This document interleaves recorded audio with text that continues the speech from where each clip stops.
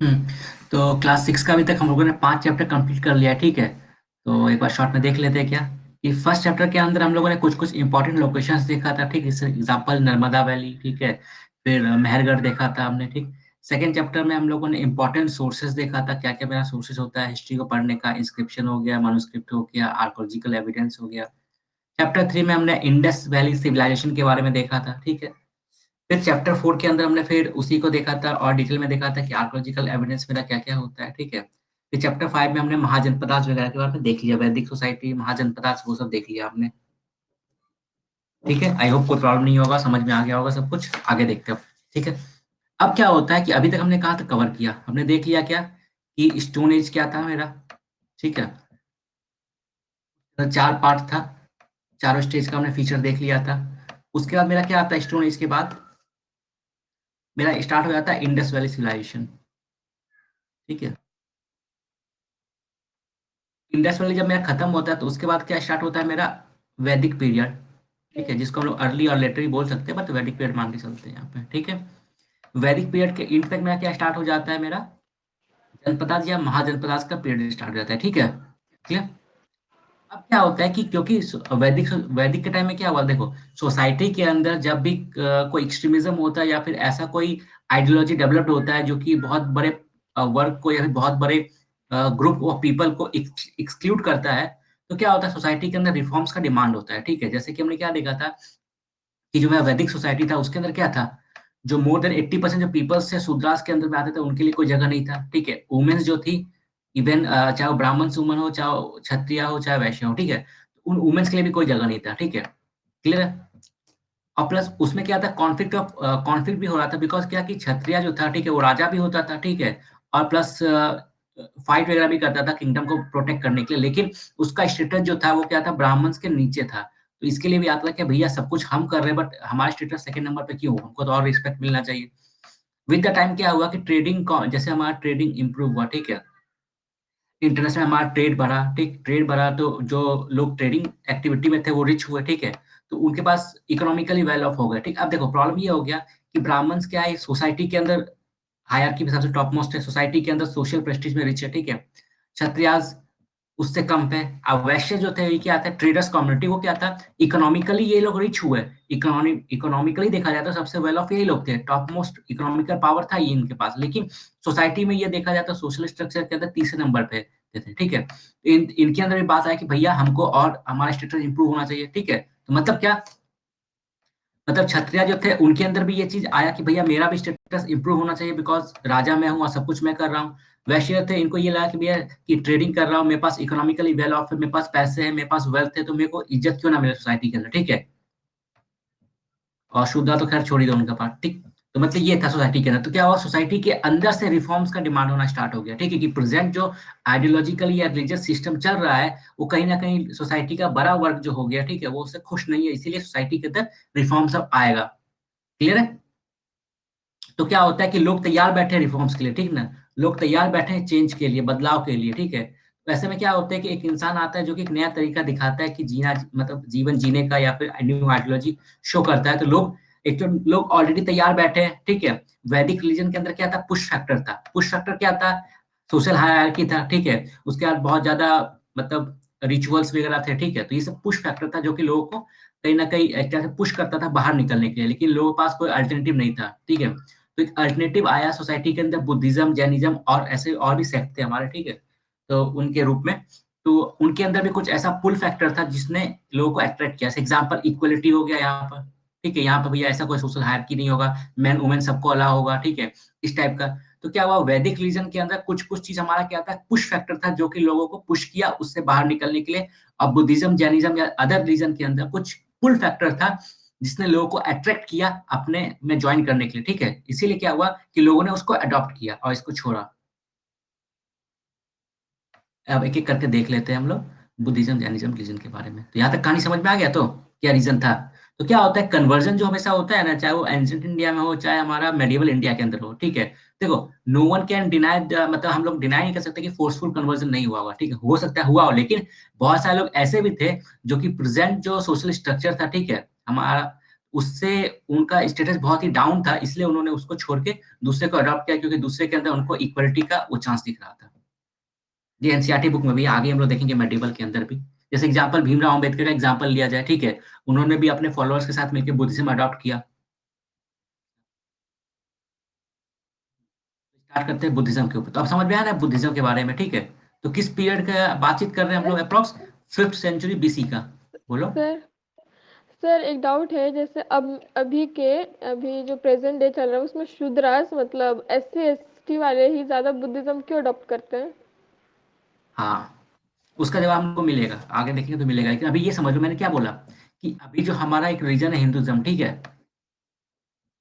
अब मान लो कोई और रीजन है, ठीक? तो मेनली क्या होता है कि अभी हम लोग जो मान के चलते हैं एसटी एससी, हालांकि उनका वो अलग टाइप का रिलीजन कल्चर को फॉलो करते हैं, अलग प्रैक्टिसेस है उनका, लेकिन उनको मान के चलते हैं कि हिंदुइज्म के अंदर में आते हैं, ठीक है? अब क्या होता है, सोशल डिस्क्रिमिनेशन, जैसे अनटचेबिलिटी का हो गया, ठीक है?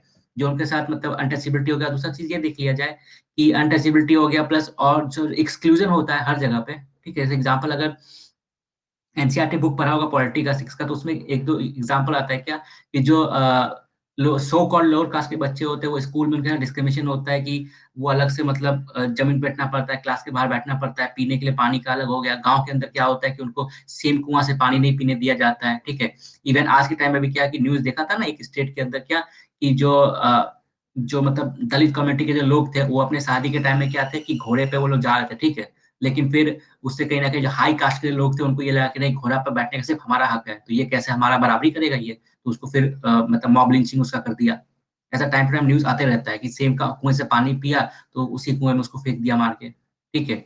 उसने मूछें रखा तो उसको मार दिया, उसने बुलेट खरीदा तो कैसे हमारा इक्वालिटी कर पाएगा, उसको मार दिया। तो ये सब क्या होता है, कहीं न कहीं पुश फैक्टर है, जो कि उस प्रेज़ेंट सोशल सिस्टम से, जो रिलीजन के अंदर में है, उससे लोगों को पुश करता है बाहर निकलने के लिए, ठीक है? और बाकी जो रिलीजन के अंदर उनको दिखता है इक्वालिटी का एग्ज़ाम्पल, तो वहाँ पे अडॉप्ट करता है ऐसे जाके। जैसे एग्ज़ाम्पल लिया सिखिज़्म का, सिखिज़्म में क्या है कि भैया आप कितने भी अमीर क्यों ना, कितने भी गरीब क्यों ना, आपको बैठ के लंगर खाना पड़ेगा वहाँ पे, ठीक है? ठीक है? तो इक्वालिटी कहीं न कहीं उसने इंश्योर किया इसके थ्रू। तो ये सब कुछ पुल फैक्टर होते हैं कुछ रीजन के अंदर, जिसको लेकर लोग अट्रैक्ट होते हैं और उसको जॉइन करते हैं, क्योंकि उनको लगता है कि प्रेजेंटली वो जिस सिस्टम का पार्ट है ना, जिस रिलीजियस सिस्टम का पार्ट है वो, उससे बेहतर उनको ऑप्शन मिल सकता है, लाइवलीहुड ऑप्शंस या फिर रिस्पेक्ट अदर रिलीजन के अंदर, इसलिए लोग अडॉप्ट करते हैं। क्लियर है ये चीज? सर ठीक है, आप देखते ठीक। तो सबसे पहले हम लोग यहाँ बुद्धिज्म देखेंगे। तो बुद्धिज्म जैनिज्म जो स्टार्ट हुआ था मेरा, वो 5th सेंचुरी के आसपास स्टार्ट हुआ था, ठीक है? मतलब महाजनपदास के आसपास। और दोनों जो स्टार्ट हुआ था, ठीक है, वो कहीं ना कहीं बोल सकते हैं क्या कि प्रेजेंट जो बिहार है ना, देखो, बिहार जो है ना, वो कहीं ना कहीं 3 रीजन का से जुड़ा हुआ है, ठीक है?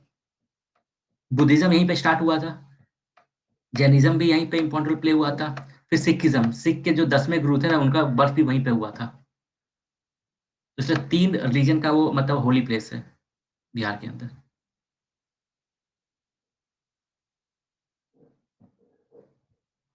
तो बुद्धिज्म देख लेते हैं हम लोग। तो बुद्धिज्म के जो फाउंडर थे कौन थे? सिद्धार्थ था उनका नाम था, ठीक है? ये बहुत बेसिक इन्फॉर्मेशन है, जितना होगा मैं बता दे रहा हूँ उसको, ठीक है? तो बाद में क्या होता है कि एक बार वो अपना मतलब शादी-वादी होने के बाद उनको लगता है, एक बार क्या होता है, वो राजा होते हैं, ठीक है? सिद्धार्थ राजा होता है, ठीक? उनको महल के अंदर ही रखा जाता है, ठीक है? एक बार क्या होता है, वो बाहर जाते हैं महल के, वो देखते हैं क्या, कुछ-कुछ लोगों को, कोई बीमार आदमी होता है, कोई डेड बॉडी होता है, ठीक है? ये सब देखते हैं तो उनको लगता है कि लाइफ क्या है, जीवन क्या है? तो उसके ऊपर सोचते-वोचते हैं क्या है जीवन। तो बाद में उनको ध्यान आता है कि नहीं, ये सब तो मोह माया है। फिर सबको त्याग करके वो जाते हैं, अपना तपस्या वगैरह करते हैं। तपस्या वगैरह करने के बाद उनको जब ज्ञान की प्राप्ति होती है, तो उनके बाद से उनको गौतमा कहा जाने लगा, ठीक है? इनलाइटेड बुद्धा। तो Siddhartha, also known as Gautama, the founder of Buddhism, was born about 2500 years ago. This was a time of rapid change in the life of people. जो मैंने बताया कि सोसाइटी चेंज हो रहा था, क्यों? क्योंकि जो सोशल स्ट्रक्चर था सोसाइटी के अंदर, वो इकोनॉमी, वो प्रेजेंट स्ट्रक्चर को शो नहीं कर रहा था, ठीक है? ब्राह्मण टॉप पे थे, क्षत्रिय सेकंड पे थे, वैश्य थर्ड नंबर पे थे। लेकिन सबसे ज्यादा जो पावरफुल या पैसे वाला जो ग्रुप था, वो वैश्य था, ट्रेडर्स ग्रुप था, ठीक है? लेकिन वो थर्ड नंबर पे था, तो उसके अंदर भी आके भैया मेरे को चेंज करना है। इसलिए क्या हुआ कि जब उनको अपॉर्चुनिटी मिला ना, जैनिज्म वाला या बुद्धिज्म मिला, तो सबसे ज्यादा वैश्यस नहीं, मतलब ट्रेडर्स ग्रुप नहीं, मतलब उनको सपोर्ट किया, प्रमोट किया। आज के टाइम में देखा जाए तो जितने ज्यादा मतलब लगभग जितने भी फॉलोअर्स है ना, उसमें मैक्सिमम से मैक्सिमम जैनिज्म के फॉलोअर जो ट्रेडर्स होते हैं। ऐसा क्यों है हम लोग देखेंगे आगे, क्योंकि उनका थ्योरी है नॉन वायलेंस के ऊपर इतना ज्यादा एक्सट्रीम नॉन वायलेंस वो लोग प्रैक्टिस करते हैं, भैया एग्रीकल्चर भी करोगे तो उसमें भी क्या होगा कि अर्थवॉर्म, कीड़े मकोड़े मर सकते हैं, इसलिए वो भी हमको नहीं करना है। तो हाँ, this was a time of rapid change in the life of people. New cities were developing and life was changing in the village as well. Many thinkers were trying to understand these changes in society. They also wanted to try and find out a true meaning of life. Buddha belonged to the small गना known as Shakya गना, जो हमने देखा था ऊपर, ठीक है ना, कि जो वैशाली स्टेट में, वज्जी स्टेट में था, ठीक है, तो वहां के अंदर गना संगा था, उसका एक मतलब उसी में से एक रिपब्लिक का पार्ट था ये, Gautam Buddha. He left the comfort of his home in search of knowledge. He wandered for several years, meeting and holding discussions with other thinkers. He finally decided to find his own path of realization and meditated for days on in under the people tree at Bodh Gaya in Bihar. तो यहाँ पे क्या याद रखना है, उन्होंने तपस्या जो किया था कहाँ पे किया था, पीपल ट्री के नीचे में, बोध गया में, ठीक है, बोध गया पीपल ट्री के नीचे में, where he attained enlightenment. After that, he was known as Buddha or the wise man. तो क्या था, तपस्या का मतलब पूरा होने से पहले वो सिद्धार्था उनका नाम था, बट तपस्या पूरा होकर जब वो ज्ञान की प्राप्ति हो गई तो उसके बाद से उनको बुद्धा कहा जाने लगा या wise man. Went to Sarnath, तो उसके बाद क्या हुआ कि देखो बोध गया में इनको ज्ञान की प्राप्ति हो गई, ठीक है, गया में। उसके बाद क्या हुआ कि अब ज्ञान की प्राप्ति हुई तो ज्ञान का प्रचार भी तो करना है, लोगों को बताना भी है, ठीक है, अवेयरनेस क्रिएट करना है। तो सबसे पहला बार जो इन्होंने स्पीच या फिर एक कॉन्फ्रेंस अटेंड किया था, वो अटेंड किया था कहाँ पे, सारनाथ में, ठीक है, जहाँ पे बाद में अशोका ने एक पिलर भी बनाया था, ठीक है। सारनाथ में इन्होंने पहला असेंबली या फिर पहला मीटिंग अटेंड किया था। Went to Sarnath near Varanasi where he taught for the first time, clear. तो यहाँ पे प्लेस कौन सा इंपॉर्टेंट है, बोध गया, People Tree, or Sarnath. He spent the rest of his life traveling on foot, going from place to place, teaching people till his pass away Kushinagar, ठीक है। तो बाद में कुशीनगर में इनका डेथ हो जाता है। तो एक ईयर क्वेश्चन आया था यूपीएससी में क्या, कि गौतम बुद्धा से जुड़ा हुआ प्लेसेस कौन कौन सा था, ठीक है, तो वो फाइंड आउट करना था। तो हमको ये याद रखना पड़ेगा क्या, उस समय तो कोई कम्युनिकेशन ट्रांसपोर्टेशन था नहीं, तो इसलिए क्या हुआ कि अगर मान लो को इस इंडिया के इस साइड में गौतम बुद्धा का बर्थ हुआ है, तो नॉर्मल सा बात है कि एट मैक्सिमम वो मगध के आसपास के एरिया में ही, अगर इंडिया ऐसे देखा जाए हम लोग का, ठीक है, अगर यहाँ पे उनका बर्थ हुआ है तो एट मैक्सिमम उन्होंने यहीं इसके आसपास में अपना टीचिंग किया होगा पर्सनली जाके। अब यहाँ पर जाके तो पॉसिबल नहीं हो पाएगा ना, अफगानिस्तान के पास जो एरिया है, तो उसके हिसाब से लिमिट करके निकाल सकते थे आंसर, बट कोई बात नहीं, हम देख लेंगे अभी कहाँ कहाँ पे है। तो 3 प्लेस तो समझ में आ गया ना, कि बोध गया, सारनाथ और कुशीनगर। द बुद्धा टॉट, देखो अब उनका गौतम बुद्ध का क्या था, 4 नोबल ट्रूथ हम लोग कहते हैं, 4 नोबल ट्रूथ क्या क्या है। The world is full of, sorry, the world is full of suffering, ठीक है, दुनिया जो है दुख का भंडार है, ठीक है, दुनिया जो है दुख का भंडार है, ठीक है ना। इस दुख का रीजन क्या है, आकांक्षा या डिजायर जिसको बोलते हैं, ठीक है। अगर आपको दुख को कम करना है तो क्या करना पड़ेगा, अपनी डिजायर के ऊपर, अपनी आकांक्षाओं के ऊपर काबू करना पड़ेगा। ये आप कैसे करोगे, तो इसके लिए 8 तरीका मैं बताता हूँ, ठीक है। तो पूरा जो बुद्धिज्म का जो कोर फिलोसफी है, मैं दोबारा एक बार रिपीट कर देता हूँ क्या, बुद्धिज्म का कोर फिलोसफी क्या है, कि उन्होंने पहले प्रॉब्लम बताया फिर उसका सॉल्यूशन बताया। प्रॉब्लम क्या बताया, कि दुनिया जो है, ठीक है, फुल ऑफ सफरिंग से भरा हुआ है, ठीक है। सफरिंग का रीजन क्या है, हमारा खुद का डिजायर, ठीक है। अगर आप चाहते हो कि आपको सफरिंग से मुक्ति मिले तो अपने डिजायर को आपको कंट्रोल करना पड़ेगा, क्लियर। डिजायर को कंट्रोल कैसे करोगे आप, ठीक है, ये 8 फोल्ड रास्ता, 8 तरीका मैं बता रहा हूँ, ठीक, उसको फॉलो करके, क्लियर है। जैसे एग्जांपल ले लिया जाए, ट्रूथफुलनेस, ठीक ना, मतलब हमेशा सच बोलना। तो सिंपल सा बात है ना, कि अगर आप हमेशा सच बोलोगे तो आपको छुपाने के लिए झूठ नहीं बोलना पड़ेगा। तो कहीं ना कहीं अगर आप कुछ छुपाने के लिए झूठ नहीं बोल रहे हो, तो कहीं ना कहीं वो आपके ऊपर जो एक कभी ना कभी डर रहेगा कि अरे सच आ जाएगा सामने तो क्या होगा, मेरा क्या नहीं होगा। तो जो डर है, जो दुख आपको मतलब सफरिंग होगा फ्यूचर में, उससे आप बच सकते हो सच बोलकर, क्लियर है। उस तरह बाकी सब थ्योरी भी था। Buddha taught that life is full of suffering and unhappiness. This is caused because we have carving and desire. तो आज के टाइम में भी रीजन यही, आज के टाइम में भी अप्लाई कर सकते हैं कि हमारी लाइफ में भी क्या होता है, ज्यादातर जो हमारा प्रॉब्लम्स होता है, जो मतलब देवदास वाला फेज होता है, क्यों होता है, क्योंकि हमारा खुद का डिजायर हम लोगों ने मतलब ख्याली पुलाव इतने पका लेते हैं हम लोग, ठीक है, उसके कारण प्रॉब्लम होता है। तो ये बात गौतम बुद्ध ने 2500 साल पहले कहा था, स्टिल रिलेवेंट है हम लोग के लाइफ में।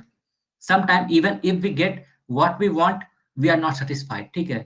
तो यहाँ तक कि हमारा डिज़ायर हमारे कंट्रोल में नहीं होता है, यही हमारे दुःख का कारण होता है। हम लोग कुछ भी चाहे, ठीक ना? तो एक बार उसको पा लेते हैं, तो तब भी हम उसको सैटिस्फाई नहीं हो पा रहे, ठीक? कि हमको ये चीज़ बहुत अच्छा लगा, ठीक ना? आईफ़ोन बहुत अच्छा लगा, आईफ़ोन पा लिया, ठीक ना? फिर भी सैटिस्फाई नहीं हुए। अब आईपैड चाहिए, ठीक है? फिर भी सैटिस्फाइड नहीं होता, ऐसे चलते रहता है ये चीज़, ठीक? एक प्रोवर्ब है, ये है कि it doesn't matter what we want, once we get it we want another thing. ये मैटर नहीं करता कि हमें क्या चाहिए, क्योंकि एक बार हम जो चाहिए हमें वो पा लेते हैं, तो उसके बाद हम कुछ और चीज़ की चाहत करने लगते हैं, ठीक है? तो ह्यूमन का जो डिज़ायर होता है ना, वो कभी खत्म नहीं होता है। तो वही गौतम बुद्धा का था। आँखों की प्यास कभी नहीं बुझती है। आपको अच्छा चाहिए और अच्छा और अच्छा और अच्छा, क्योंकि वो फिर चलते रहेगा। वही बात है। He taught that this constant carving could be removed by following the modernization of everything. ठीक है, अब देखो गौतम बुद्धा और जैनिज्म में सबसे ज्यादा फर्क ये, अच्छा जैनिज्म छोड़ो फिलहाल। गौतम बुद्धा ने ये कहा था कि देखो, आपको, मैं ये बोल रहा हूँ कि अगर आपको जो दुःख है, सफरिंग है, ठीक है, उसका रीज़न डिज़ायर है, डिज़ायर पे आपको कंट्रोल करना है, तो डिज़ायर पे कंट्रोल करने का ये मतलब नहीं कि आप सब कुछ त्याग दो, ऐसा नहीं। तो गौतम बुद्धा ने क्या ये भी नहीं बोला था कि आप सब कुछ त्याग दो, ठीक ना? सब कुछ छोड़-छाड़ दो, जंगल में चले जाओ, ये भी नहीं बोला था उन्होंने। उन्होंने ये भी नहीं बोला था कि सब कुछ एन्जॉय करते रहो, ठीक? उन्होंने एक जुगाड़ फिट निकाला था क्या?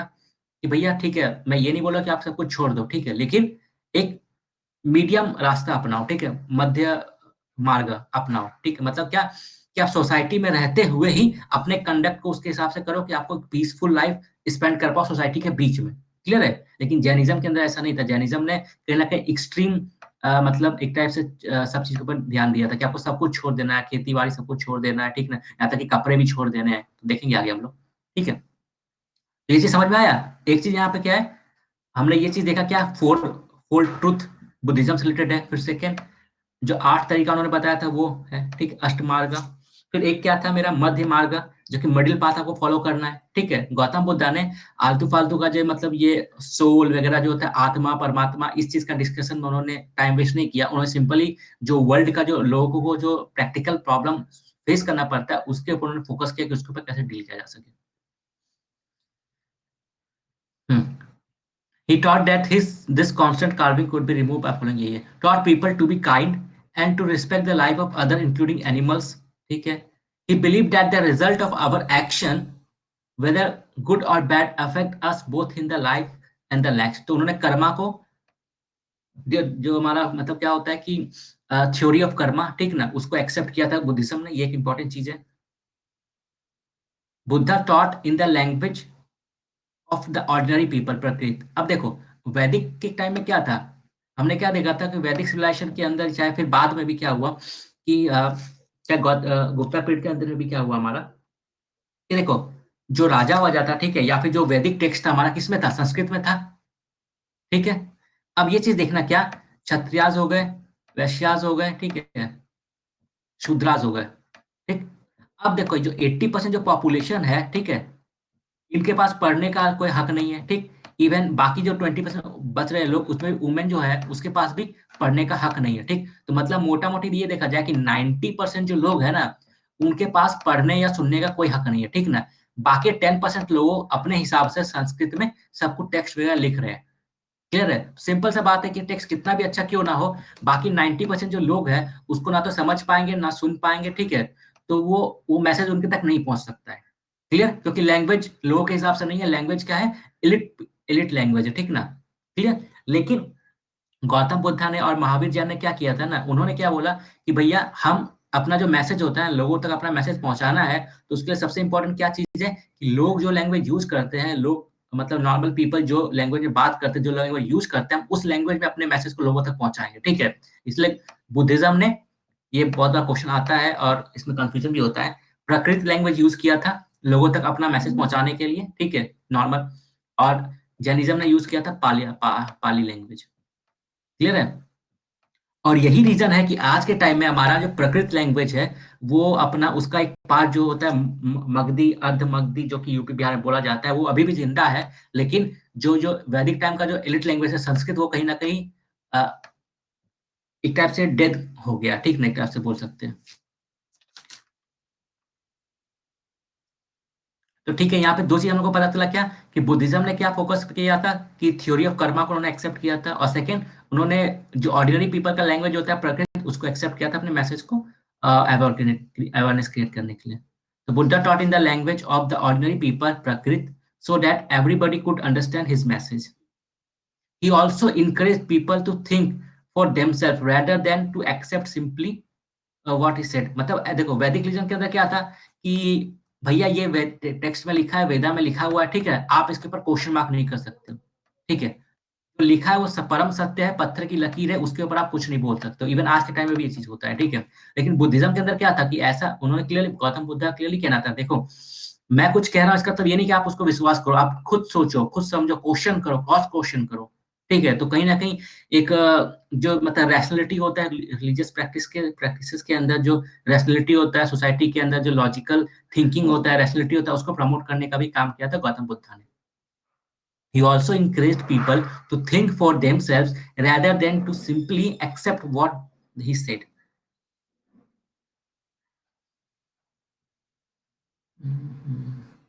जो मैंने क्या बताया था, ऐसा नहीं था कि सिर्फ बुद्धिज्म और जैनिज्म ही था, ठीक ना। वैदिक रिलीजन के अलावा भी क्या था कि देखो अगर देखा जाए तो हम लोग इंडियन फिलोसफी को दो पार्ट में डिवाइड करते हैं। इंडियन फिलोसफी को दो पार्ट में डिवाइड करते हैं। एक होता है क्या मेन स्ट्रीम, ठीक है, एक होता है क्या ऑर्थोडॉक्स। जो ऑर्थोडॉक्स मतलब क्या होता है, जो मेन स्ट्रीम से हटके हो, ठीक है। मेन स्ट्रीम के अंदर क्या आ जाता है, हमारा ब्राह्मणिज्म आ गया, वैदिक आ गया, ठीक है, ये सब चीज आ जाता है हमारा, ठीक है। ऑर्थोडॉक्स जो होता है उसमें हमारा 6 स्कूल ऑफ फिलोसफी होता है, ठीक ना। उसमें से एक बुद्धिज्म है जो कि मेन स्ट्रीम से हटके बात करता है, जैनिज्म है, ठीक है। फिर एक आजीविका सेक्ट है। आजीविका सेक्ट जो है बहुत इंटरेस्टिंग है, बिकॉज इसका जो मतलब जो इसको प्रमोट कर रहा था उसका ये कहना था कि भैया ऑलरेडी सब कुछ दुनिया में डिसाइडेड है, ठीक है, हम कुछ भी कर ले अपने फेथ को चेंज नहीं कर सकते, ठीक है। अब अच्छा काम करोगे उससे फर्क नहीं है, बुरा काम करोगे उससे फर्क नहीं, बिकॉज ऑलरेडी सब कुछ लिखा हुआ है, सब कुछ डिसाइडेड है, ठीक है। तो मतलब कहीं ना कहीं कुछ ज्यादा भौतिकवादी या फिर मेटलिस्टिक हो गया था कि कर्मा वर्मा पे ध्यान मत दो, आप जो करना है करते रहो, बिकॉज सब कुछ पहले से डिसाइडेड है, तो उतना टेंशन क्यों लेना अच्छे कर्म बुरे कर्म इस सब चक्कर में पड़ के, क्योंकि सब कुछ पहले से डिसाइडेड है, ठीक है। लेकिन बुद्धिज्म जैनिज्म में ऐसा नहीं था, इन्होंने लॉ ऑफ कर्मा को थोड़ा मोड़ा जगह दिया, जो कि कहीं न कहीं वैदिक रिलीजन से बाद में हुआ। तो बाद में आगे चल के क्या होता है, देखो इंडिया में क्या है ना, कोई भी रिलीजन अपने प्योर फॉर्मेट में नहीं है, ठीक ना? सब एक-दूसरे से इंस्पायर है। जैसे एग्जांपल ले लिया जाए, जब बुद्ध सोसाइटी के अंदर बुद्धिज्म बहुत ज़्यादा हावी होने लगा था, तो उस समय क्या था, ब्राह्मणिज्म रिलीजन को ये लगा कि भैया ऐसे काम नहीं चलेगा, हम लोग को हमारा जो साख है वो थोड़ा मतलब खतरे में है, ठीक है? तो उन्होंने क्या किया कि कुछ-कुछ खुद को रिफॉर्म किया ब्राह्मणिज्म ने, ठीक है? कुछ-कुछ जो प्रैक्टिसेस होता है, ठीक है? वो बुद्धिज्म से अडॉप्ट किया, जिससे कि जो स्ट्रिक्टनेस था या फिर हार्शनेस था या फिर जो ऑर्थोडॉक्स था चीज़ें, ठीक है? ओल्ड वैदिक रिलीजन के टाइम में, ठीक, उसको कम किया जा सके और थोड़ा इंक्लूसिव बनाया जा सके, ईज़ी बनाया जा सके, मतलब पूजा-पाठ, रिचुअल्स का जो इफेक्ट था वो थोड़ा कम किया जा सके, ठीक है? तो इन्होंने बुद्धिज्म से ये सीखा, खुद को इवॉल्व किया, ठीक है? इसका फ़ायदा ये हुआ कि ब्राह्मणिज्म थोड़ा बड़ा प्रमोट और होना स्टार्ट हो गया, मतलब हावी होने लगा, ठीक है। बाद में क्या होता है कि बुद्धिज्म को भी लगा कि नहीं नहीं, ऐसे तो काम नहीं चलेगा, हमारा कॉम्पिटिटर वो है, तो कुछ करना पड़ेगा। तो क्या हुआ, बुद्धिज्म ने बाद में क्या हुआ कि ब्राह्मणिज्म से सीख के जो स्टैचू पूजा होता है, मूर्ति पूजा होता है, गौतम बुद्ध का मूर्ति बनाना स्टार्ट कर दिया, ठीक है। जो कि पहले बुद्धिज्म में नहीं था, ये ब्राह्मणिज्म का फीचर था, बट उन्होंने बाद में इसे सीखा, ठीक है। तो इसलिए क्या कि आज के टाइम में जो भी रिलीजियस प्रैक्टिस चल रहा है हमारे कंट्री के अंदर, वो सब के सब एक दूसरे से इंस्पायर्ड है, कोई भी प्योर फॉर्मेट में नहीं है। हिंदुइज्म के अंदर भी बहुत सारा ऐसा चीज़ है जो इस्लाम रिलीजन से इंस्पायर है। इस्लाम इंडिया के अंदर, ठीक है, क्योंकि ऐसे जो मैं बोल रहा हूँ, तो वेस्टर्न एशिया में जो इस्लामिक प्रैक्टिस होता है, वो इंडिया में नहीं होता है, क्योंकि कल क्लास में मैंने क्या बताया था, जो रिलीजियस प्रैक्टिस होता है ना, वो ज्योग्राफी के ऊपर डिपेंड करता है बहुत ज़्यादा, ठीक है। एग्ज़ाम्पल भी दिया था मैंने बंगाल और केरला का या फिर बंगाल और बिहार का, ठीक है। तो ये बोला, कोई भी रीजन अपने प्योर फॉर्मेट में नहीं है, सब ने एक-दूसरे से सीखा है, सब ने एक-दूसरे से अच्छी बातें इंस्पायर की है या फिर अडॉप्ट किया है। हाँ, तो जब हमारा वैदिक जो हमारा महाजनपदा का टाइम था ना, जब हमारा बुद्धिज़्म इवॉल्व हुआ, तो बुद्धिज़्म और जैनिज़्म के अलावा भी क्या था कि हमारा और भी स्कूल ऑफ फिलॉसफी था, जिसका अलग-अलग थ्योरी था। जैसे एग्ज़ाम्पल जो वैशेषज्ञ विशेषज्ञ, इस फिलॉसफी का मतलब ये कहना था कि मतलब आत्मा परमात्मा ये चीज़ होता है, ठीक है। न्याय स्कूल जो था, इन्होंने रैशनैलिटी के ऊपर ज़्यादा फोकस किया था, ठीक, कि भैया वो छोड़ दो, सोल आत्मा सब बात छोड़ दो, लॉजिक एंड रीजनिंग के ऊपर फोकस किया था इन्होंने। वो योगा स्कूल तो पता ही है योगा के बारे में, मीमांसा था, ठीक है। ये थोड़ा याद कर लेना किसने कौन-सा फिलॉसफी दिया था, ठीक है? यहाँ पे ये दिया हुआ है अच्छे से। ये क्वेश्चन आता है आर्ट एंड कल्चर के नाम पर। मैंने बार-बार बोला था कि आर्ट एंड कल्चर कोई अलग सब्जेक्ट नहीं है, ठीक है? या फिर उसके लिए अलग बुक पढ़ना पड़ेगा। वो already ancient history, medieval history, modern history का पार्ट है। उसी में सब कुछ दिया हुआ है।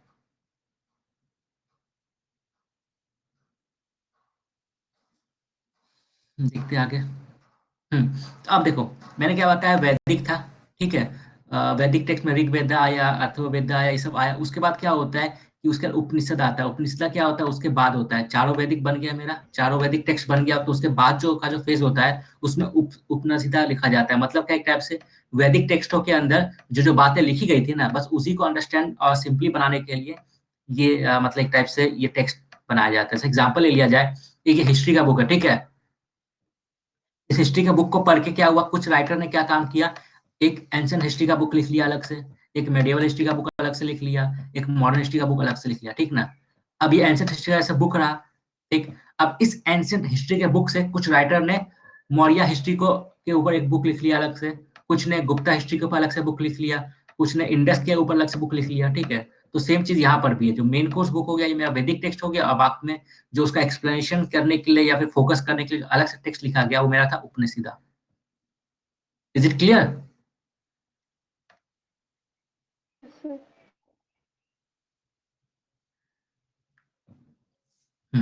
तो most Upanishad thinkers were men, especially Brahmin and raja. जो मैंने कल बताया था क्या, कि हमारा जो ये टेक्स्ट है, ठीक है ना, वो बहुत ही ज्यादा हाईली बायस्ड है। क्यों? क्योंकि सोसाइटी का बहुत बड़ा जो पार्ट है उससे एक्सक्लूडेड था, प्लस जो सोसाइटी का जो अपर लेयर था, ठीक ना, उसके अंदर भी जो वुमेन थी वो भी एक्सक्लूडेड थी, ठीक है। तो most Upanishadas thinkers were men, especially Brahmin and rajas. There is mention of women thinkers such as Gargi. तो एक दो का वुमेन का भी नाम है, बट वो नहीं के बराबर ही है। तो poor people rarely took part in this discussion, ठीक है। तो उनके लिए कोई जगह नहीं था लोअर कास्ट या फिर पुअर पीपल्स के लिए। वन फेमस एक्सेप्शन वाज ये याद कर लेना नाम, बिकॉज कल को पूछ सकता है कि एंशिएंट इंडिया में दिस पर्सन किसके लिए था, ठीक है। तो नॉर्मली पुअर पीपल को इस सब असेंबली में आने का परमिशन नहीं था, बट एक्सेप्शन एक इंसान था, जो एक पुअर फैमिली से बिलोंग करता था, ठीक है, उसको वो अलाउ हुआ था आने के लिए। Satyakama जाम्बाला was accepted as a student of the Brahmin teacher named Gautama. Gautam अलग है फिर। इसी टाइम पीरियड में क्या होता है, एक ग्रामर का टेक्स्ट लिखा जाता है, ठीक है। पन्नी जो होते हैं वो ग्रामर के स्कॉलर होते हैं, ठीक ना, वो ग्रामर का संस्कृत ग्रामर का टेक्स्ट लिखते हैं उस टाइम में, तो ये याद रख लेना।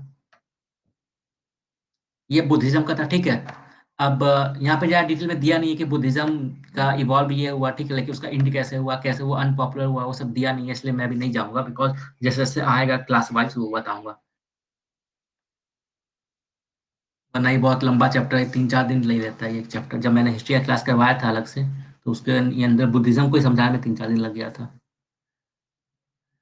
तो जैनिज्म देख लेते हैं हम लोग। तो बस बुद्धिज्म के अंदर याद ये रखना है हम लोग को, ठीक ना, कि क्या-क्या बात था। 4 नोबल ट्रुथ का बात हुआ था इसके अंदर, ठीक है। उसके बाद 8 फोल्ड रास्ता के बारे में बात हुआ था, अष्टमार्ग का, ठीक। उसके बाद मध्यम मार्ग का, ठीक है। उसके बाद क्या, कि बुद्धिज्म के अंदर कर्मा के ऊपर फोकस किया गया है, ठीक है। कर्मा के ऊपर फोकस किया गया है। उसके बाद क्या, कि इसमें कहीं न कहीं रैशनैलिटी के ऊपर फोकस किया गया है, ठीक है। यहाँ पे जो लैंग्वेज हुआ, पीपल्स लैंग्वेज यूज़ हुआ है, मतलब प्रकृति यूज़ हुआ है, क्लियर। उसके बाद लोकेशन में क्या याद रखना है हम लोग को, कि गया, उसके बाद सारनाथ, कुशीनगर, ठीक है। ये 3 लोकेशन हो गया ये चीज़, ठीक है। फिलहाल यही चीज़ काफ़ी है इस चैप्टर के अकॉर्डिंग। अब आते हैं जैनिज्म के ऊपर, ठीक है। देखो, जैनिज्म के बाद जैसे बुद्धिज्म के बारे में जैसे हमें पता है कि गौतम बुद्धा के बाद स्टार्ट हुआ था, या गौतम बुद्धा ने उसको स्टार्ट किया था, ठीक है। जैनिज्म के बारे में हमें नहीं पता एग्जैक्टली कि उसको स्टार्ट किसने किया था। हमें खाली जो पता है महावीर जैन के बारे में, जो उसके 24th और कहीं न कहीं लास्ट जो फेमस गुरु थे वो थे, ठीक है। तो स्टार्ट किसने किया जैनिज्म को, उसको लेके हमारे पास कोई भी ठोस या फिर वो मतलब कोई प्रूफ नहीं है, या फिर ने हमें इन्फॉर्मेशन हमारे पास नहीं है। Last and 24th tirthankars of the Jains, Vardhamana Mahavira, also spread his message around इतना। तो देख रहे हो क्या, गौतम बुद्ध और महावीर जैन कहीं ना कहीं दोनों का जो लाइफ टाइम में एक सिमिलर है। इसलिए मैंने बताया था ना कि जो बिंबिसारा था मेरा, ठीक है, उसने अपने लाइफ टाइम में गौतम बुद्ध और महावीर दोनों से मतलब मुलाकात किया था। वो इकलौता ऐसा राजा था। और आगे चल के बुद्धिज्म जो होता है ना मेरा, बुद्धिज्म आगे चल के 2 पार्ट में डिवाइड हो जाता है, होता मेनली और भी बहुत सारे पार्ट में है, ठीक है। उससे क्वेश्चंस भी आ चुका है, बट क्योंकि क्लास 6 का बुक कर रहे हैं इसलिए एक्स्ट्रा इन्फॉर्मेशन यहाँ नहीं देना है, ठीक है। वरना फिर टॉपिक डाइवर्ट हो जाएगा हमारा। तो जैसे हायर क्लासेस में आएगा वहाँ पे उसको डील कर लेंगे। हाँ, he was a Kshatriya prince of the Licchavi, a group of was part of Vajji Sangh. तो वज्जी संघ जो था हमारा, ठीक है, उसका एक छोटा सा रिपब्लिक था उसका, वहां से मतलब निकल के आए थे ये महावीर हमारे। At the age of 30 he left home and went to live in a forest. तो 30 साल के में घर छोड़ के जाते हैं ये, ठीक है।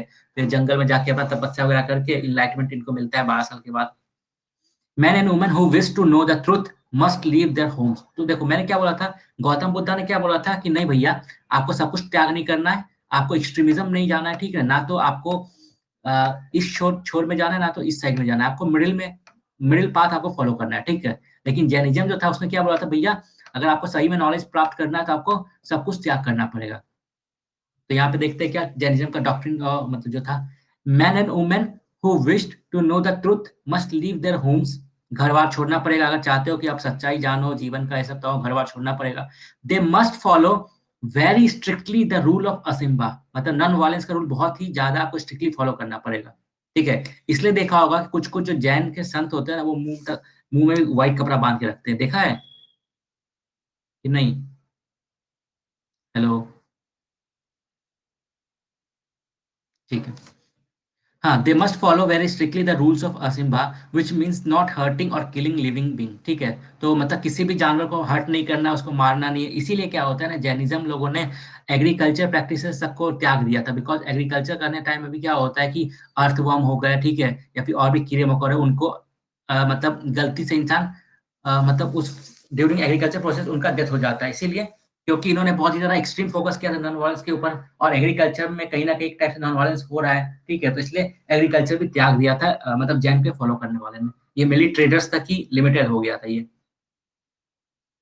और जो जैन मॉन्क जो कुछ-कुछ होते हैं, वो व्हाइट कपड़ा इसलिए माँगते हैं बिकॉज़ गलती से भी कोई माइक्रो ऑर्गेनिज़म्स होता है, उनके मुँह में ना चला जाए और उसका डेथ ना हो जाए, ठीक है ना? इसीलिए तो एक टाइप से extreme level of non violence practice किया जाता है जैनिज़्म के अंदर। तो ordinary people could understand the teaching of Mahavira and his followers because he used Prakrit. ठीक है?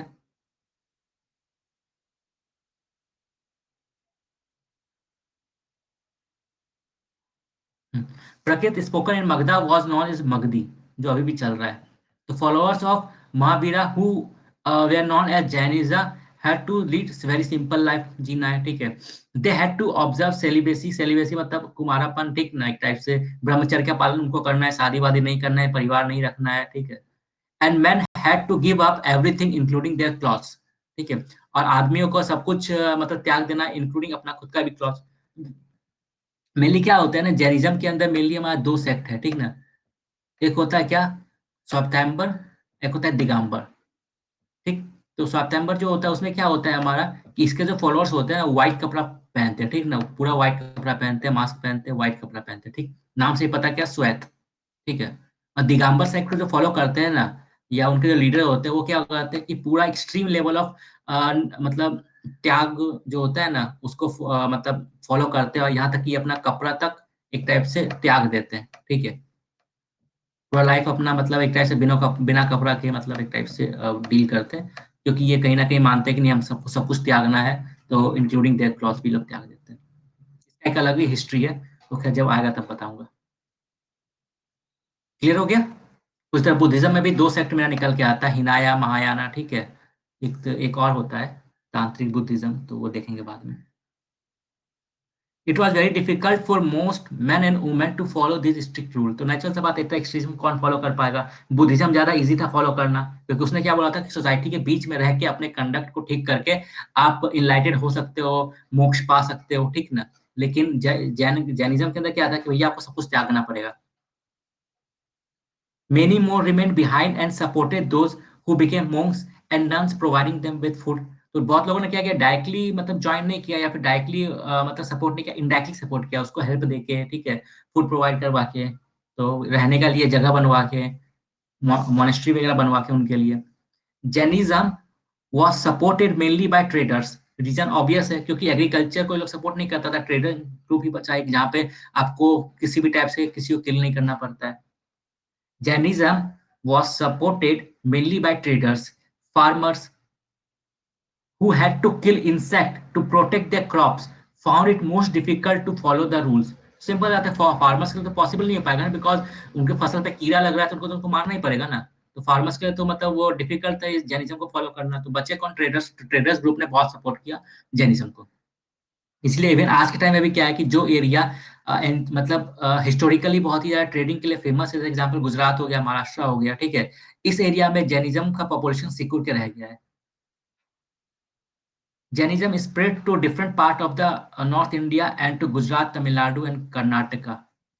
They were written down in the form in which they are presently available in place like Vallavi in Gujarat about इतना, ठीक है? तो इस तरह क्या होता है कि जैनिज्म का भी एक कॉन्फ्रेंस होता है, ठीक है? वल्लभी में होता है। तो वहाँ पे कुछ टेक्स्ट वगैरह को फाइनलाइज किया जाता है कि जैनिज्म का भी जो भी थ्योरीज है, जो भी मतलब आइडियोलॉजीज है, उसको रिटन डाउन करके एक टेक्स्ट बना के फिर उसको कंटिन्यू किया जाता है। ठीक है, अब देखो दोनों में कॉमन क्या चीज़ है जैनिज़्म, बुद्धिज़्म में कि दोनों ने क्या किया था, पहला कॉमन चीज़ क्या था कि दोनों ने नॉर्मल पीपल का लैंग्वेज यूज़ किया था, पीपल्स लैंग्वेज, ठीक है? सेकंड चीज़ क्या था कि दोनों ने क्या हुआ कि मॉनेस्ट्री एस्टैब्लिश किया, जहाँ पर उन्होंने मॉन्क और नन दोनों को एक टाइप से परमिट किया रहने के लिए कि वहाँ पर रह के आप सीखो, आप मतलब अवेयरनेस क्रिएट करो, ठीक है? मतलब धर्म को फैलाने के लिए। दोनों को अलाउ किया, ठीक? और ये जो मोनेस्ट्रीज था, ठीक है, ये कहीं न कहीं आगे चल के एक एजुकेशनल हब बना मेरा, ठीक है? ये एक चीज़ था संघा, ये कॉमन था दोनों में। Both the Mahavira and Buddha felt that only those who left their home could gain true knowledge. ठीक है, तो घर परिवार से आपको दूर रहना पड़ेगा ट्रू नॉलेज के लिए। अरे अब उसके लिए घर परिवार आप छोड़ोगे तो कहीं तो रहोगे ना, तो कहाँ रहोगे? तो उसके लिए एक अलग से हॉस्टल टाइप का या फिर संघा टाइप का या फिर मोनेस्ट्री टाइप का बनाया था। गुरुकुल जिसको गुरुकुल नहीं बोल सकते, गुरुकुल तो स्टडी का हो गया। मतलब जो भी था एक टाइप से एक अलग मोनेस्ट्री बनाया था। They arrange for them to stay together in the sangha, ठीक है? तो जहाँ पे वो लोग अपना हॉस्टल टाइप का बनाया था, जहाँ पे सब लोग अपना रहे, अपना धर्म का मतलब वो पूजा पाठ करें, अपना मतलब एक टाइप से अवेयरनेस क्रिएट करने का काम करें, ठीक है? Rules made for the Buddhist sangha were written down in the book called Vinaya Pitaka, ठीक है? अब देखो सिंपल सा बात है ना, एक मोनेस्ट्री बना रहा है, वहाँ पे सब लोग आके रहेंगे, तो कुछ एक रूल्स एंड रेगुलेशन होना चाहिए ना। जैसे आज के टाइम में क्या होता है, मान लो कोई हॉस्टल में रह रहा है या स्कूल का हॉस्टल ही क्यों ना हो जाओ, ठीक है? तो उसका भी एक रूल बुक होता है, ठीक? जिसमें सब कुछ गाइडलाइंस लिखा हुआ रहता है। सेम उसी टाइप से क्या था कि जो बुद्धिस्ट संघा था या जैन संघा था, ठीक है? तो उनका एक अलग ही रूल बुक था, ठीक है? जैसे बुद्धिस्ट संघा जो था, उनका जो रूल बुक था कि कैसे क्या रेगुलेशन होगा, मॉनिटरिंग होगा संघा के अंदर, उस बुक को जो लिखा गया था, उसका नाम था मेरा विनय पिटका। तो विनय पिटका जो था, एक बुक था, जिसके अंदर कि बुद्धिज़्म संघा के अंदर क्या रूल्स एंड रेगुलेशन होगा, वो लिखा जाएगा, ठीक है? लिखा गया था। अब इन संघा के अंदर सब लोग जॉइन हो सकता था, ठीक है? All main could join the संघा। अब देख सकते हैं क्या कि जो वैदिक रिलीजन था, उसके अंदर क्या था, 90% जो पीपल था, वो एक्सक्लूड था। मतलब उसका कोई चांस ही नहीं कि उसको ज्वाइन करे, सुने। लेकिन क्या था कि बुद्धिज्म जो था या जैनिज्म था, वो सबके लिए ओपन था। All main could join the sangha, ठीक है? स्टार्टिंग में सिर्फ मेल था, लेकिन बाद में क्या होता है कि फीमेल को भी वो लोग अलाउ करते हैं। However, children had to take the permission of their parents and slave that of their master. ठीक है? अब अगर कोई बच्चा जॉइन करना चाहे तो उसको अपने पेरेंट्स से परमिशन लेना पड़ता था। अगर कोई स्लेव चाहे तो उसको अपने मालिक से परमिशन लेना पड़ता था। लेकिन ओपन फॉर ऑल था वो। सब लोग जॉइन कर सकता था। Those who worked for the king had to take his permission. जो राजा हुआ उसके अंडर में काम कर रहा था तो उसको राजा से परमिशन लेना पड़ता था। ऐसा क्यों हुआ? इसलिए बिकॉज़ अगर मान लो राजा के अंदर कोई काम कर रहा है, ठीक है, नौकर, तो बिना राजा के परमिशन के अगर जॉइन कर लिया संघा को और कल को राजा को पता चला, तो हो सकता है ना राजा से दुश्मनी हो जाएगा संघा का बेकार में, कॉन्फ्लिक्ट हो जाएगा। ठीक है? इसलिए भैया आप परमिशन लेके आओ अपने मालिक से, उसके बाद जॉइन कर लेना आप यहाँ पे। और ऐसा ना हो कि चोर डाकू जो अपना मतलब किसी से लोन ले लिया, चुका नहीं पा रहा है, तो जाके संघा में जॉइन हो जाए, तो ऐसा भी नहीं। तो इसलिए क्या है कि कोई किसी के ऊपर कर्ज है, कोई डेबिटर है, तो उसको अपने जो क्रेडिटर था उससे परमिशन लेना पड़ता था कि भैया मैं जॉइन कर लूँ। अगर वो बोलता है हाँ, तो आप जॉइन कर सकते हो, ठीक है? Women's had to take their husbands permission, ठीक है? महिलाओं को अपने पति से परमिशन लेना पड़ता था। Main and women who join the संघा लीड अ सिंपल लाइफ। दोनों का अपना अलग-अलग हॉस्टल होता था। They mediated for most of the time and went to cities and villages to beg for food during the fixed hours. ठीक है, तो भिक्षु का जो सिस्टम स्टार्ट हुआ था वो हमारा हिंदुइज्म या में स्टार्ट नहीं हुआ था, वो स्टार्ट हुआ था स्टार्टिंग बुद्धिज्म के अंदर स्टार्ट हुआ था मेरा, ठीक है? क्योंकि एंशिएंट के टाइम में जो वैदिक रिलीजन था उसके अंदर क्या था कि सब लोग आके खुद इसको दान दक्षिणा दे रहे हैं ना, तो इसको बाहर जाने का या घर-घर जाने का माँगने का मतलब कोई ज़रूरत ही नहीं पड़ता था, बिकॉज़ सब कुछ इसको मिल रहा है। लोग खुद पूजा के लिए बुला रहे हैं इसको, खुद दान दक्षिणा दे रहे हैं बहुत सारा। राजा सपोर्ट कर रहा है, ठीक है। लेकिन बुद्धिज्म के अंदर क्या था कि भैया नहीं, हम लोग को इंक्लूसिव बनाना है तो सबके पास जा जाके लेना पड़ेगा। तो इसलिए फिर यहाँ पे भिक्षु का सिस्टम स्टार्ट हुआ था, वो बुद्धिज्म के अंदर स्टार्ट हुआ था। अब बाद में इसको ब्राह्मणिज्म ने भी अडॉप्ट कर लिया था। तो बोला तो हर रिलीजन ने एक दूसरे से कुछ ना कुछ सीखा हुआ है। तो इसलिए इन सब चीज़ों को लेके कभी भी ये उतना मतलब सीरियस होने का ज़रूरत नहीं है।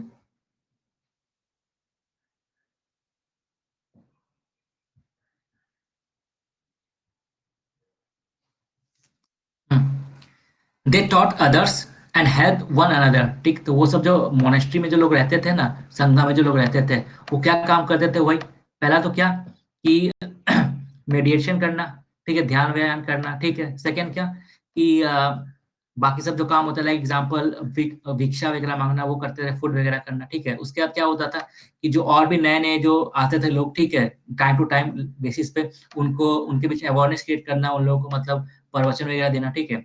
They taught others and helped one another. They also held meeting to settle any quarrel that took place within the संघा।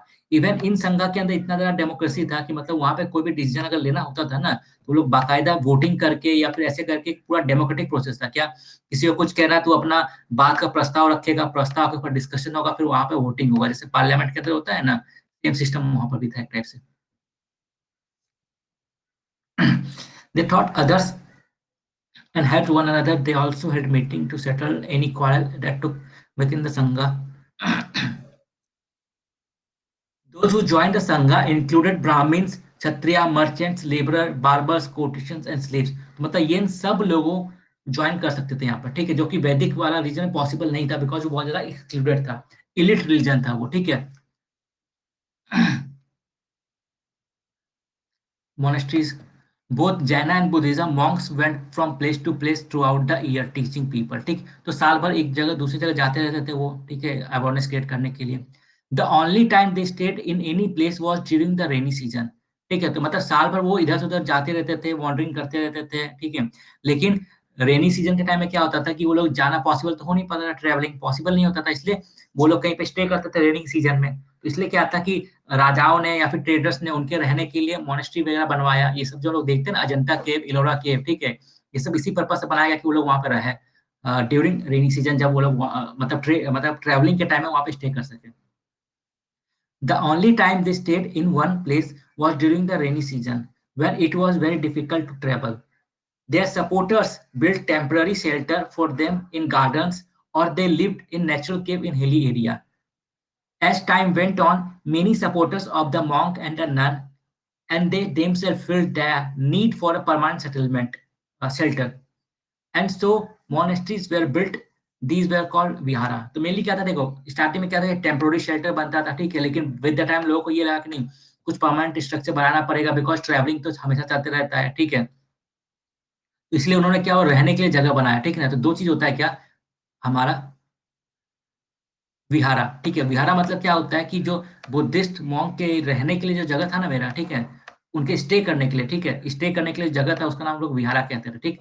और क्योंकि बुद्धिज्म कहाँ से निकला था, मेरा बिहार से निकला था, ट्रैवलिंग वहीं पे ज्यादा होता था, आते जाते थे लोग, ठीक है। इसलिए बिहार के अंदर क्या था, बहुत ही ज्यादा उस एरिया में बहुत ही ज्यादा विहार था, ठीक ना। विहारास बहुत ज्यादा था, मतलब विहारास मतलब क्या, जो रहने का जो परमानेंट जगह होता है ना बुद्धिस्ट मॉन्क के लिए, उसको हम लोग क्या कहते हैं, जैसे हम लोग जो भी रहते हैं, ठीक ना, उसको हम लोग क्या कहते हैं, घर कहते हैं, फ्लैट कहते हैं, ठीक है। उसी टाइप से उस टाइम में उन्होंने उसको विहारास कहा था, ठीक, कि जहाँ पे बुद्धिस्ट मॉन्क रहते हैं, ठीक है। अब क्योंकि एक पर्टिकुलर एरिया में बहुत ज्यादा विहारास था, इसलिए उस जगह का नाम पड़ गया क्या, विहार।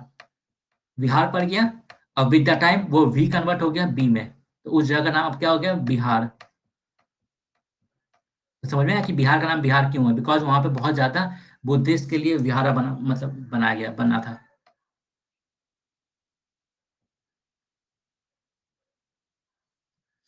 विहारास were made of wood and then of bricks. तो स्टार्टिंग में वुड से बनाते थे, ब्रिक्स से बनता था, लेकिन विद द टाइम क्या हुआ कि उसको और परमानेंट बनाया जा सके, ठीक है, इसलिए बाद में रॉक के मतलब पहाड़ काट के उसके अंदर बनाया गया, क्योंकि वुड वगैरह तो एक टाइम के बाद वो, तो इसका मतलब क्या है कि बहुत सारा विहारा पहले भी बना होगा बहुत सारा, लेकिन क्योंकि वो पेरिशेबल गुड्स था, वुड से बना हुआ था, ईंटा से बना हुआ था, इसलिए वो अभी तक मतलब खत्म हो गया, उसका स्ट्रक्चर हम लोग को नहीं मिलता है, बिकॉज वो टाइम के साथ डिग्रेड हो गया। Some where even in caves that were dug out of hills, ठीक है। Land on which the vihara was built was donated by rich merchants और द लैंड ऑनर्स किंग। तो राजा वगैरह या फिर जो मर्चेंट्स वगैरह होते थे वो क्या करते थे, लैंड वगैरह डोनेट करते थे, ठीक है, और अपने खर्चे पे बनवाते थे विहारा। जैसे आज के टाइम में भी क्या होता है, लोग दान करते हैं ये दिखाने के लिए कि हम कितने बड़े रिलीजियस इंसान है, सपोर्टर्स है। तो सेम उस टाइम में भी था। अब local people came with gifts of food, cloth, medicine for the monk and nun. तो लोकल पीपल भी कुछ ना कुछ दान दक्षिणा करते रहते थे, ठीक है। तो ब्राह्मणिज्म के अंदर एक सिस्टम आता है मेरा, the system of ashrama, ashrama system. Ashrama system कुछ नहीं है, ठीक है। आश्रमा सिस्टम में ये बताया गया कि इंसान का जो लाइफ होता है ना, इंसान मतलब मेल का, क्योंकि फीमेल तो उतना ज्यादा पब्लिक स्पेस में थी नहीं। एक सेकेंड रुको।